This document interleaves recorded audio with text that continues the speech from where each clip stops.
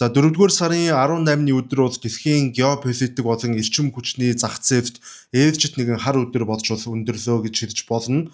За юу болсон бэ гэвэл энэ олон улсын худалдааны хамгийн эмзэг зэг болох Ормозын хоолойг бол Иран улс ингээд дахиад аль бие ёсоор хаачихлаа. За ингээ Америк нэгдсэн улс болон Ираны хооронд түр хугацаагаар хийгээд байсан энэхүү инхийн хэлэлцээр үндсэндээ ямар ч утга учиргүй ингээд цаас болж хувирч байна гэж харж болно. За уржигдэр болсон энэ үйл явдал нь бол дэлхийн эдийн засгийн гинжин хэлхээг бол тасалдуулж магадгүй маш аюултай үйл явдал болсон гэж бол ингээд маш тодорхой бол харагдаж байна л та. Тэгэхээр одоо энэ дээрх үйл явдлын талаарх энэ цаад шалтгаан болон нөлөөлөл яагаад энэ хоёр улсын инхийн хэлэлцээр ингээд бүтэлгүйтэд хүрчихв.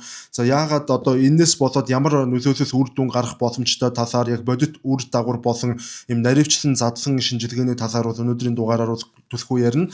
За мөн одоо яг гол сэдвтэй үргэлжлүүлээ ярихаас өмнө та бүхэндээ манай хамтран ажиллагч байгууллага BGM Asset Management хөрөнгө оруулалтын менежментийн компаниг бол танилцуулж байгаадаа стата байна. За BGM нь бол бондын болон үйл хөдлөх хөрөнгийн зах зээлд гол тоглогчдын нэг бөгөөд за өөрийн болон харилцагчдынхаа нийт 60 гаруй тэрбум төгрөгийг ингэж үр ашигтай удирдах байгаа ийм мэргэжлийн хамт олон юм а. За тэгэхээр хамгийн анх Ираны зүгээс ганц зогсоох гэрээ байгуулсны дараагаар за Израиль улсыг бол одоо Ливан улсад бол халтан довтолсоор байгааг Иран улс бол маш хүчтэй ингэж шүүмжилж энэ тал дээр өөрийнхөө эсрэг байр суурийг бол маш хүчтэй илэрхийлж байсан. За энэ ч утгаараа одоо тэдний шүүмжлэл эцэст нь амжилтанд хүрч Израиль болон Ливан улсуудын хооронд бас 10 хоногийн хугацаатай юм ганц зогсоох гэрээ бол байгуулагдаж чадсан байдаг. За ингээ үр дүнд нь 4-р сарын 17-ны баасан гарагт бол одоо Иран улс аль бие ёсоор Ормозын хоолойг бол олон улсын худалдааны хөлөг онгоцнуудад төр зур ингэж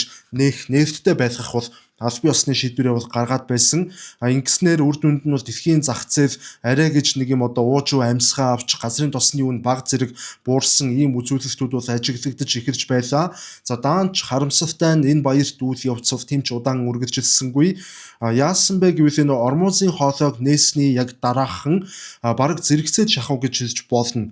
Америк нэгдсэн улсын ерөнхийлөгч Дональд Трамп цагаан ордон дотор бол хэвлэлийн баг хурал хийж мэдэгдэл хийсэн. За Трамп юу гэж хэлсэн бэ гэхээр ерөнхийдөө бол энэ Иран улстай байгуулсан 14 хоногийн хугацаанд ганц зогсоох энэ гэрээ бол энэ дайны эцсийн шийдэл бол огтоосоо бишээ. За Ираны дэглэм одоо тухайн ойролт орнын бүс нутагдах террорист бүлэглэлүүд буюу тэдгээр прокси бүлэглэлүүдтэй санхүүжүүлэхээ бүр мөсөн болох хүртэл Америк нэгдсэн улсын зүгээс Тэнгисийн цэргийн хүчнийхээ хамт олныг бол одоо Ираны флот болон бомбуудыг ингэж бүсэлсэн хэвээр байлгах болно гэж одоо ийм мэдээлэл гаргасан. Нэг ёсонд бол ганц зогсоох гэрээ хэдийгээр 14 хоногийн хугацаатай байгуулсан ч гэсэн бид нэр бүслэлтэнд байлгана гэдэг ийм бол мэдээлэл гаргасан. За ингээд Трампын мэдээлэлээс болоод одоо нөхцөл байдал шууд хурцтаж эхэлж байгаа юм. За үүний дараа буюу энэ Трампын мэдээллийн дараагаар юу болсон бэ гэхээр Ираны үндэсний аюулгүй байдлын дээд зөвлөл өөрсдийн шуурхай хуралдааныг зарласан. За энэ хуралдаан бол одоо өнгөрсөн Бямб гарагт бол болоод Бямб гарагийн өглөө буюу 4-р сарын 18-ны өдрөөс эхлэн Ормозын хоолойг дахиж яаралтай хаах тушаалыг ингээд Исламын хувьсгалт гвардийн албан хаагчид дайчдад бол ингэж яаралтай чиглэлээр бол өгсөн. За ингээд арай гэж нэг юм нэгдээд үйл ажиллагаа нь хвийн болж байсан Ормозын хоолой нэг ёсондоо ингээд дахиад хаагдчихна гэж ойлгож олно.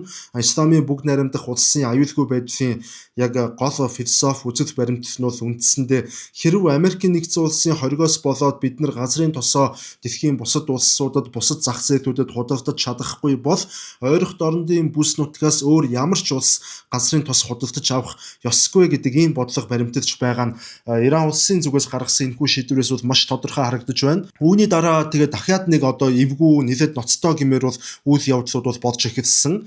За тухайлбал энэ Бямб гарагт Ираны эргийн хамгаалтын завинууд бол хоолоогоор нэвтрэхээр оролцох хийсэн газрын тос тээвэрлэгч 3 хөлөг онгоц руу тэдгээр онгоцнуудыг нэвтрүүлэхгүй гэд анхааруулах маягаар бол өөдөөс нь буутсан гэдэг ийм мэдээлэл байна. За ингэснээр Ормозын хоолой бол эргээд аюултай болсон нь бол тодорхой болж байна. Далайн тээврийн компаниуд эргээд ерөнхийдөө тухайн бүс нутагт бол тэг зогсолтод шилжиж байна. За Ормозын хоолой дахин явагдсан үйл явдлын үр дагавар нь өнөөдөр буюу одоо энэ мэдээллийг хүргэж байгаа даваа гарагт бол дэлхийн хөрөнгийн биржүүд нэгтгэхдээ зэрэгцээд бол шууд мэдрэгдэж эхэлсэн байх ёстой. Би энэ талаар яг харж ус амжаагүй байна. За тэгэхээр эдийн засгийн шинжээчид яг энэ асуудал дээр одоо юу гэж тайлбарлаж байна вэ гэхээр энэ Brent болон WTI маркийн газрын тосны үн за энэ явдлаас болоод бол шууд утгаараа тэнгэрт хадаж 120-оос 150 Америк долларт бол хүрч магадгүй. За ийм болохыг бол үнэхээр үгүйсгэх аргагүй гэдэг ийм таамгийг бол гаргаад байгаа. За мөн мэдээч хэрэг Ормозын хоолойгийн энэхүү одоо түгжрлийн асуудлаас болоод хамгийн их хохирох улсууд бол хамгийн түрүүний ээлжинд бол мэдээч Аз тивийн улс орнууд гэдэг нь бол баг охин болох ойлгодог болсон бах. Хятад, Япон, Өмнөд Солонгос, энэтхэг зэрэг одоо эдгээр улсуудын хувьд бол нөхцөл байдал цаашид яаж ч өөрчлөгдөж магадгүй. За өнөөдрийн байгуулсан хүчин төгөлдөр гэрээ маргааш гинэт нөхцөл байдлын улмаас хүчингүй болж магадгүй буюу одоогийн дэлхийн ертөнцийн хүн төрөлхтөн бид нар маш тогтворгүй өдрөөр биш зарим тохиолдолд цаг минутаар өөрчлөгдөж хувьсаж буй ийм цаг үед одоо амьдарч байгаа гэдгээ маш сайн ойлгосон болохоор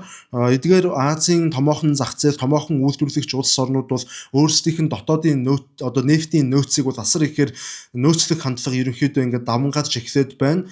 За түнчлэн дахиж энэ хоолой хаагдаж дээрээс нь 3 усан онгоц ингэж үйл ажиллагаагаа зогсоож Ираны одоо анхааруулах газ нефтэнд өртсөнтэй холбогдуулаад олон улсын даатгалын томоохон компаниудын Персийн булан руу орох, Персийн булангаар зорчиж байгаа хөлөг онгоц, тээврийн усан онгоцнуудыг бол дайны өндөр эрсдэлтэй бүсэд явж байна гэж үзээд за даатгалын хураамжаа бүр хэдэн 10 дахин нэмэгдүүлэх одоо ийм шийдвэр гаргасан гэх мэдээлэл бол цахим орчинд бол байна. За ингээд даатгалын үн ерөнхийдөө хэдэн 10 дахин нэмэгдэнэ гэдэг чинь бол үүнийгээ дагаад тээврийн зардал бол шууд автоматар өсөх нь тодорхой болж байна.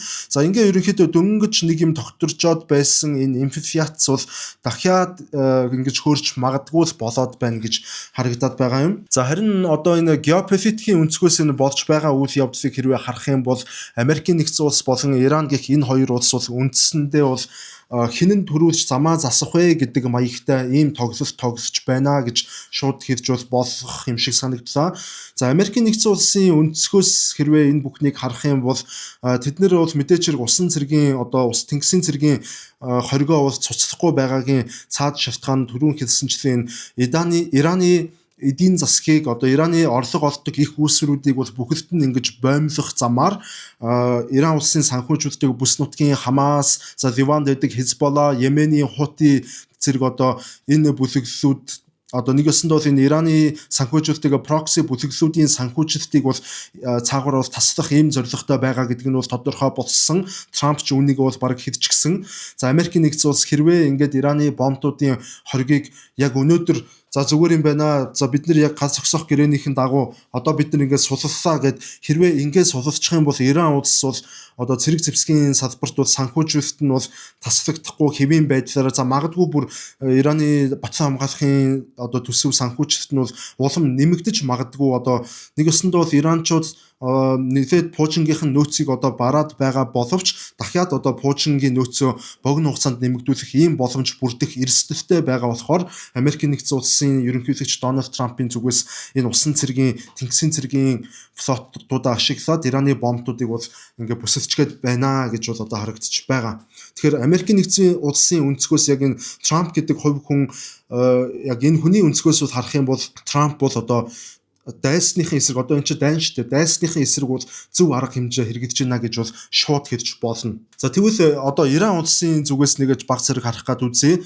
За Ираны хувьд бол ерөөсөө Америкийн нэгдсэн улсын тэнгисийн цэргийн хүчнийхэн тэдний энэ бомбуудыг бүсэлсэн байдалтай байгаа нь бол одоо шууд тус улсын дэглэмийг унгах гэсэн буюу за исламын бүгд найрамдах Иран улсын оршин тогтнолт Америкийн нэгдсэн улс шууд занал хийвч байна гэдэг ийм өнцгөр бол бид нар харж бас энийг ингэж ойлгож байгаа. За ингэж ойлгохоос өөр арга байхгүй. Тэдний өнцгөөс тэдний нүдээр харах юм бол бас ингэж харахаас өөр аргагүй. За иймээс Иранчууд одоо өөрсдөд байгаа бараг цорын ганц боловч хамгийн том хүзэр болох энэ олон улсын нефт болон байгалийн тээврийн нэлээдгүй хэсгийг дутагддаг энэ Ормозын хоолойгоо барьцаанд авч Америкийн нэгдсэн улсад бол дарамт үзүүлэх ийм л арга барилыг бол ашиглаж байна гэж хэлж болно.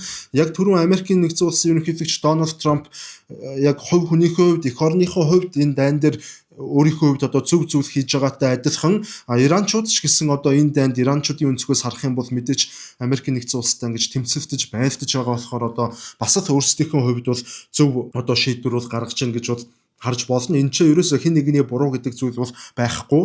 За тэгэхээр бас одоо хамгийн сүүлд миний авсан мэдээллээр бол энэ ойролт орнын Бахрейн улсад бол Америкийн нэгдсэн улсын Тэнгисийн флотын 5 дугаар флот бол одоо онцгой бэлэн байдалд бол шилжсэн гэдэг ийм мэдээлэл бол цацагдлаа. За мөн 5 дугаар флотын цэргийн хүчний тоог бол одоо Америкийн нэгдсэн улсын зүгээс эрс нэмэгдүүлж эхэлсэн гэдэг ийм мэдээлэл бас байна.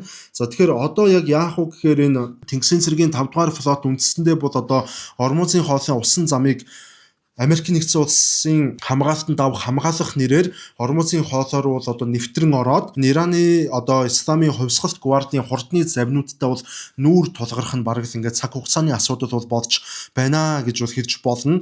За Иран улсын хувьд бол мэдээч хэрэг одоо яг Америкийн нэгдсэн улстай шууд Тэнгис далайд бол байлдах хэмжээний тийм усан онгоцнууд байхгүй, байсан хэдэн онгоцнууд нь бол ингээ харамсалтайгаар живчгсэн ийм байдалтай байгаа. За Ираны хувьд бол энэ Ормозын хоолойг хэрхэн ингэж Тэнгисийн одоо хүчрхэг усан онгоцгүй ирнэ хаагаад байна вэ гэвэл ерөөсөө нөгөө зэвсгэлсэн цэргүүдийг суулгасан хурдны моторт завиуд болон за өөрсдийнх нь пуужингийн хүчин чадлаараа ерөнхийдөө Ираны Ормозын хоолойг бол өөрсдийнх нь хяналтанд байлгаж байна гэж хэлж болно. За тэгэхээр энэ Ормозын хоолойд одоо Америкийн нэгдсэн улсын 5 дугаар флот нэвтэрчлээ гэд хэдүүлээ одоо бодоод үзье л дээ. За нөхцөл байдал яг ийм эгзэгтэй хурцдмал байгаа энэ цаг үед бол ганцхан буруу тооцоолол санамсаргүй гал нээсэн ганцхан сум Америкийн нэгдсэн улс болон энэ Иран гэдэг энэ хоёр улсын хооронд эргээд одоо маш том хэмжээний мөргөлдөөнийг дахиж үүсгэх одоо ийм өндөр эрсдэл бол дагуулахаар ийм л нөхцөл байдал үүсэт байна. За иймээс яг одоо энэ цаг мөчид Пакистан болон Оман улсууд бол хөшигний ардуур бол Америк Иран хоёрын хооронд бол зуучлал хийхээр энэ дипломат байдлын арга хэрэгслийг бол тасралтгүй одоо ингэж хүчин чармаас гаргаж хөөцөлдсөөр байгаа боловч яг үнэндээ бол амжилт байхгүй хിവэрл байна. За хэдий нөхцөл байдал юм байгаа боловч Трампын зүгээс энэ Ираны бомбуудын эсрэг авсан хоригоо бол бид нар манай улс бол одоо судлахгүй. За мөн Иранч гэсэн бас ямар ч ялгаагүй Ормозын хоолойг бол бид нар Трамп энэ хориглолт энэ бүслэлтэд зурчлахгүй бол бид нэр Ормозын хоолойг нээхгүй гэд бүгдээрээ одоо ингээд шүдээ зугаад хоёр тишээ хараад нэг нэгэндээ нүүр өгөхгүй ийм л байдалтай байна. За маргалдагч талууд ингээд одоо хэрвээ энэ ойрын өдрүүдэд энэ хоёр улсын хооронд дипломат гарцсан дипломат байдлаар асуудлаа шийдэх ийм боломж дахиж олдохгүй бол за энэ мухардсан зөвхөн газрын тосны дэлхийн нийтийн хямрал гэхээсээ илүүтэйгээр энэ дэлхийн их гүрнүүдийг татан оруулсан дэлхийн 3 дугаар дайны эхлэлч одоо байж болохыг үгүйсэх аргагүй юм 8 шигтэй нөхцөл байдал бол үүсэт байна. За энийг одоо би одоо илүү сайн задлаж та бүхэнд хэлэлтэй дэлхийн 3 дугаар дайн гэдэг үг бол одоо хэрийн хүн амныхан зоргоор хөвчдөг, амны зоргоор хэлснээс болоод биелждэг одоо иймч зүйл гэж хаа байх вэ? Гэхдээ боломжтой нөхцөл байдал үүсэт байна гэдгийг одоо би та бүхэнд тайлбарлаж задлаж өгье. За яагаад ингээд дайн гэх мэт юм ноцтой зүйлийг ингэж би ярьж байна гэхээр энэ Ормозын хоолой дахин хаагдсны дараагаар Британи болон Франц улсууд одоо Европын эрчим хүчний аюулгүй байдалд шууд эрсдэлд орлоо гэж ингэж хамтарсан одоо мэдэгдэл хийснийхэн дараагаар энэ хоёр улс бол хамтарсан цэргийн хүчийг за Персийн булан руу илгээх ийм түүхэн шийдвэр бол гаргасан. За одоо ингээд Европын цэргүүд ойролт орондод очих гэж байна гэж хэдүүлээ ойлгож болно. За тэдний Франц болон Британий усан флотын албан ёсны зорилго бол Европын худалдааны одоо хөлөг онгоцнуудыг Ормозын хоолойгоор гарахт нь хамгаалах, усан замыг нээж аюулгүй байдлыг сахих гэж ингэж бол олон нийтэд албан ёсоор бол мэдэгдэж байгаа. За мөн хамгийн гол нь энэ ажиллагаанд хэрв Ираны талаас ямар нэгэн байдлаар энэ Европ, Франц болон Британи хоёрын усан онгоцнууд өөрсдийнх нь тээвэрлэгч онгоцнуудыг хамгаалж байгаа энэ ажиллагаанд Ираны зүгээс ямар нэгэн байдлаар ингэж цаад учруулах юм бол хариу гал нэх бүх эрхийг бол Франц болон Британий засгийн газрууд цэрэг аримдаад өгчихсөн байгаа. Шаардлагатай бол ерөөсөө үзэгдсэн байлдана гэсэн үг ингэж ойлгож болно. За үүн дээр нэмээд одоо бүр илүү нэг ноцтой дэлхийн нийтийн анхаарлыг бүр шууд татсан манад арай бага сэвэгдээд байгаа нэг ийм үйл явдал бас болчихлоо. Товчхондоо бол юу болсон бэ гэвэл бүгд найрамдах Хятад ард улс өөрийн байртааны усан онгоцнуудаа Оманы булан руу чиглүүлэх ийм шийдвэр гаргасан. За энэ нь ямар зорилготой вэ гэвэл энэ Хятад улс бол одоо Ираны газрын тосны хамгийн том худалдаа авагч. За энэ ч утгаараа Хятадын аж үйлдвэрлэл бол ойролт орнодын эрчим хүчнээс асрыг хамааралтай бол байдаг. За Хятадын зүгээс гаргасан аль бие усны мэдэгдэл нь юу гэж байна вэ гэвэл Хятадын худалдааны хөлөг онгоцнууд болон Хятадын ард иргэдийн аюулгүй байдлыг хамгаалах зорилгоор гэдэг одоо ингэж хэлж байгаа боловч цаагаараа бол энэ давхар геополитикийн давхар утгатай үгний цаана үг агуулсан ийм мессежийг бол одоо энэ үйлдэлээр харуулж байна гэдг нь бараг ойлгомжтой. За тэгэхээр яг одоо энэ Ормузын хоолой гэдэг яг энэ бүс нутагт бол дэлхийн 2 дугаар дайнаас хойш харагдаагүй хамгийн олон орнуудыг хамарсан хамгийн хүчирхэг байртааны усан онгоцнууд яг нэг дор нэг бүс нутагт бөөгнөрөөд байна гэж одоо бид бүхэн ойлгож болно. За Америк нэгдсэн улс, Их Британи, Франц зэрэг улсууд бол нэг талдаа гарчихсан. За Хятад улсын усан флотоос тэнцээ одоо өөрийнх нь улсын ашиг сонирхлыг хамгаалах гэдэг яг ийм нэрийн дор бол тэг дунд нь зогсож байна. За мөн нөгөө талд мэдээч хэрэг бол Ираны одоо зэвсэгт хүчин, хувьсгалт, исламын хувьсгалт гвард, за тэдний хүчирхэг тэр баллистик пуужингууд ингээд гурван тал ерөнхийдөө ийм гурвалжин маяг үүсгэсэн зогсож ин гэж харж болно. За Оросын холбооны улсын хувьд харин бол тэд яг энэ цаг мөчид бол одоо Ираны асуудалд цэрэг эсвэл хөлөг онгоц илгээх байдлаар бол оролцох боломж тэднэрт бол тун хязгаарлагдмал бараг боломжгүй гэдгийг бол бүгдээрээ мэдж байгаа. Гэхдээ энэ Ормузын хоолойн хямрал цаашдаа үргэлжилсээр байх юм бол газрын тосны үн бол дагаад өссөөр л байна гэсэн үг. Тэгэхээр Оросын холбооны улс Ираны одоо Иран Америк хоёрын хоорондох энэхүү маргалдаанаар бол яг Орос гэдэг улс бол өөрөө бол цаагуур маш их ашиг олох боломжтой ийм одоо бодит боломж бүрдчихэд байна гэж одоо яг ирүүлснүүдээр харах юм бол ингэж харагдаад байна. За мөн одоо Ормузын хоолойноос болоод энэ ойрох орндоос эрчим хүч авч чадахгүй болсон Хятад, Энэтхэг зэрэг энэ Азийн бусад улс орнууд Оросын холбооны улсаас илүү их хэмжээний эрчим хүч худалдан авах одоо шаардлага үүсэж Оросын холбооны улсаас тодорхой хэмжээгээр эрчим хүчний хамааралтай байдалд орж магадгүй гэсэн одоо ийм л дүр зургуул буугаад нэг ёсондоо энэ хямралаас яг өнөөдөр одоо болон хямрал улам гүнзгийрэх юм бол ойрын хугацаанд яг боддоор нэмэхтэй гарч энэ хожил хүртэж магадгүй улс бол мэдээж одоо Оросын холбооны улсыг бол нэрлэж болно.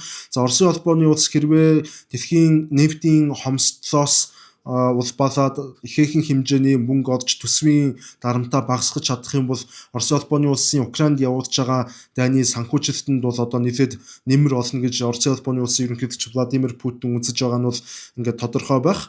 За тэгэхээр одоо би ингээд эцэст нь өөрийнхөө энэ хувь хүнийхэн бодлыг дүгнэж хэлэхэд бол Трамп гэдэг ерөнхийлөгч Америк нэгдсэн улсын ойрох дорнд дах энэ эрх ашиг болон газрын тосны петродолларын системийг хамгаалахын тулд Оросын холбооны улсад бол одоо өөрсдийнхээ эрх ашигын төлөө Оросын холбооны улсад төр зүрийн давуу байдал олгохоос өөр аргагүй ийм нөхцөл байдалд яг одоо Трамп байна уу да гэж бол харагдаад байна. Гэхдээ энэ нь Трамп өөрийн эх орны эрх ашигыг бол нэгдүгээр тавьж байгаа ийм шийдвэр мөн үү гэвэл гарцаа байхгүй мөн. Даанч Трампын одоо энэ шийдвэрээс болоод батхан хамгаалах салбараа хүйтэн дайнаас хойш аюулгүй байдлаа ерөнхийдөө энэ Америк нэгдсэн улсад даатгаж ирсэн Европын одоо холбооны уламжлалт холбоотнуудаа бас давхар Трамп нэлээд ингэж гомдоож байгаа нэг талаараас харамсалтай. За ер нь ингээд Трамп Европыг бие даадаг болгох сонирхолтой байгаа нь баг ингээ анханасаа тодорхой болж ирсэн. Одоо ингээ бүрч ойлгомжтой тодорхой болж эхэлж байна. Одоо юу болж ийн гэхээр эрчим хүч байгалийн хийн хүртэл одоо Европын холбооны эрчим хүч байгалийн хийн нийлүүлэлт хүртэл ингэж тасалдаж магадгүй. Үнэн нь огцом өсөхөөр иймэрхүү нөхцөл байдал нэгэнт үүсчихсэн байгаа болохоор ингээд дээрэс нь энэ нөхцөл байдлыг хурдан дарж авахын тулд Трамп ямар ч зоримог яг нөгөө нэг шийдвэрт алхам хийхгүй дээрэс нь Европын орнуудыг өөрсдөө ирж та нар энэ ч өөрсдийгөө хамгаалах эрх ашигаа хамгаалах гэж Ираны дайны их үед бол хэрэгжүүлсэнийг бид нэр санаж байгаа. За иймээс Европын холбоо эцэст нь бол аргагүй ихэнд одоо өөрсдийнхөө хөлөг онгоцнуудыг ойрох дорнд руу одоо явуулахаас өөр аргагүй ийм л нөхцөл байдалд бол Трамп шахчихлаа гэж бол харагдаж байна. Трамп маш тийм айхтар хүн байгаа нь одоо өөрийнхөө эрх ашигыг өөрөө хамгаалаа гэж ингэж тулхаж байгаа ийм л хэрэг юм уу да гэж харагдаад байгаа. За энэ бол миний дүгнэлтээ сая яг сүүл хэсэгт бол жоохон уршилсан байж магадгүй. За тэгэхээр та бүхэн үүсэж байгаа нөхцөл байдлын талаар юу бас юу гэж бодож байна? Хятадын тэнгисийн флот ойрох дорндод хурж ирснээр энэ нөхцөл байдлыг улам даймжруулчих юм биш байгаа гэдэг одоо эсвэл одоо санамсаргүй байдлаар өөр хоорондоо гал нээчихгүй гэдэг ийм айдас бол яг хөө тийм магадлалын хувьд өндөр биш боловч бол надад бол тодорхой хэмжээгээр бол бас байна. За ингээд ерөнхийдөө өнөөдрийн та бүхэндээ бэлтгэж хүргэсэн дугаар маань энд хүрээд өндөрлөж байна. Та бүхэнд таалагдсан, зарим нэг байдлаар хэрэгтэй мэдээлэл авч чадсан гэдэгт бол итгэж байна. Геополитикийн дугаар дараа 7 хоногийн даваа гараг дахин орно. За түр баяр та.